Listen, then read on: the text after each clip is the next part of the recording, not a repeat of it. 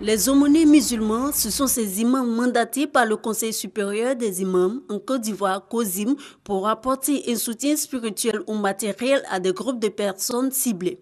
Ils visitent des lieux tels que les gares routières, les écoles, les hôpitaux, les prisons et les services de l'armée. Ces aumôniers musulmans sont cependant confrontés à certaines difficultés dans l'exercice de leur mission. Du point de vue soutien psychosocial, on a des difficultés à ce niveau.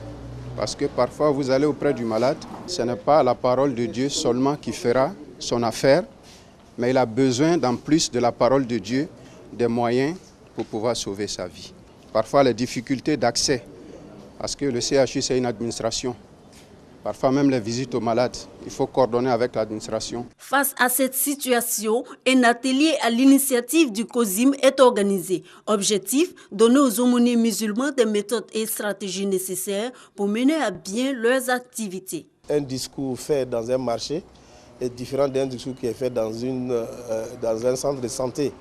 Donc il faut que chaque aumônier sache l'environnement dans lequel il va travailler. Je suis chargé de montrer un peu l'environnement universitaire et scolaire, quels sont les besoins d'assistance spirituelle des élèves et étudiants musulmans. Et la vie universitaire a ses périodes de difficultés, de fragilité. Si on appartient à une communauté religieuse, je pense que dans ces moments particuliers-là, cette communauté religieuse doit être là. Cette formation va permettre à ces guides religieux d'améliorer leur rapport avec les personnels des différents secteurs fréquentés.